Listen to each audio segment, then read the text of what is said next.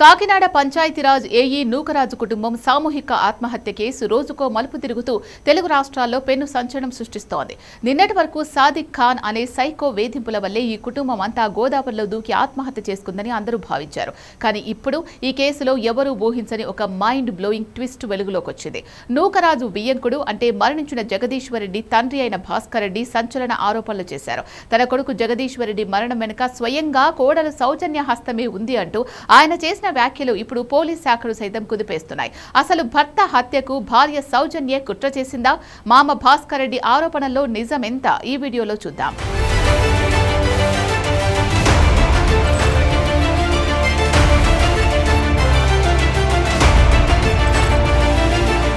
Pithapuram AE Nookaraju కుటుంబం ఆత్మహత్యకు ముందు సౌజన్య రాసిన సూసైడ్ నోట్ ఆధారంగా పోలీసులు సాదిక్ ఖాన్ ను అరెస్ట్ చేసిన సంగతి మనకు తెలిసిందే.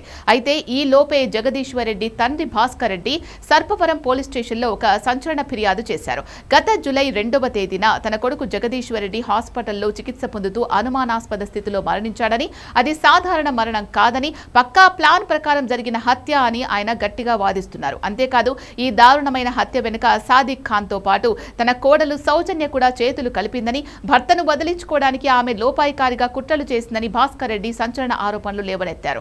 భాస్కర్ రెడ్డి ఆరోపణల ప్రకారం జగదీశ్వరరెడ్డి హాస్పిటల్లో ఉన్న సమయంలో అతనికి చాలా బలహీనంగా ఉంది. అదే సమయంలో సాదిక్ ఖాన్ అక్కడకు రావడం, ప్రోటీన్ పౌడర్లో సనేడ్ కలిపి ఇవ్వడం జరిగాయి. అయితే ఇంత పెద్ద విషప్రయోగం హాస్పిటల్ గదిలో జరుగుతుంటే భార్యగా పక్కనే ఉన్న సౌజన్యకు తెలియకుండా ఎలా ఉంటుంది అనేది భాస్కర్ రెడ్డి వేస్తున్న ప్రధాన ప్రశ్న.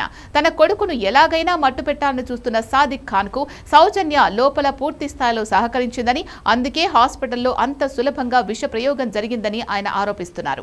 ఒకవేళ సౌజన్యకు ప్రమేయం లేకపోతే భర్త మరణించిన రోజే ఎందుకు నిలదీయలేదు, ఎందుకు పోలీసులకు ఫిర్యాదు చేయలేదు అని ఆయన ప్రశ్నిస్తున్నారు. ఈ కేసులో మరో కీలకమైన విషయం ఏంటి అంటే, గోదావరి నదిలో దూకినప్పుడు ఈత రావడంతో ప్రాణాలతో బయటపడిన 10 ఏళ్ల బాలుడు కార్తికేయ రెడ్డి తన తాత భాస్కర్ రెడ్డితో కొన్ని విషయాలు చెప్పినట్లు తెలుస్తోంది. ఇంట్లో సాదిక్ ఖాన్ ప్రవర్తన ఎలా ఉండేది, అమ్మతో ఎలా ఉండేవాడు అనే విషయాలపై కార్తికేయ ఇచ్చిన సమాచారంతోనే భాస్కర్ రెడ్డికి ఈ అనుమానాలు బలపడ్డాయి. దీనికి తోడు పోలీసులు దర్యాప్తు చేస్తుంటే ఏఈ నూకరాజు కుమార్తె సౌజన్యల సెల్ ఫోన్లలోని అనేక కీలకమైన మెసేజ్లు, చాట్స్ డిలీట్ అయినట్లు గుర్తించారు. సాదిక్ ఖాన్ తో సౌజన్యకు ఎలాంటి సంబంధాలున్నాయి, వారిద్దరి మధ్య నడిచిన చాటింగ్ ఏంటి, ఆ మెసేజ్లను ఎవరు డిలీట్ చేశారు, కొంపదీసి భర్తను చంపిన విషయం బయటకు రాకుండా ఉండేందుకే ఆ డేటానంతా తుడిచేశారా అనే కోణంలో పోలీసులు ఇప్పుడు ఆరా తీస్తున్నారు. అయితే ఇక్కడ నాణానికి మరోవైపు కూడా ఉంది. ఆత్మహత్యకు ముందు సౌజన్య రాసిన 5 పేజీల సూసైడ్ లెటర్లో సాదిక్ ఖాన్ తన కొడుకు ద్వారా పరిచయమై నమ్మకంగా నటిస్తూ తమ ప్రైవేట్ విషయాలు, ఆస్తులు, ఎస్బీఐ లాకర్ వివరాలు లాక్కున్నాడని, తనను ఇస్లాం మతంలోకి మారాలని తీవ్రంగా వేధించాడని పేర్కొంది.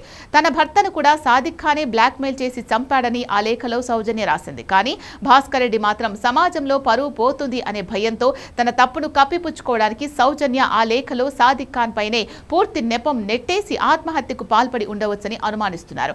భర్త హత్యలో సౌజన్య కేవలం బాధితురాలా, లేక సాదిక్ ఖాన్ తో కలిసి ఆడిన లవ్ జిహాద్ డ్రామాలో భాగస్వామిన అనేది తేలాల్సింది. ఏదేమైనా ఒకే కుటుంబంలో అల్లుడు అనుమానాస్పదంగా మరణించడం, ఆ తర్వాత ఏఈ నూకరాజ్ తో సహా భార్య, కుమార్తె ముగ్గురు గోదావరిలో దూకి ఆత్మహత్య చేసుకోవడం తెలుగు రాష్ట్రాలను కలిచివేసింది. ఇప్పుడు వియ్యంకుడు భాస్కర్ రెడ్డి చేసిన ఆరోపణలతో ఈ కేసు మరింత ఉత్కంఠభరితంగా మారింది. మరి పోలీసుల దర్యాప్తులో ఎలాంటి నిజాలు బయటపడతాయో చూడాలి.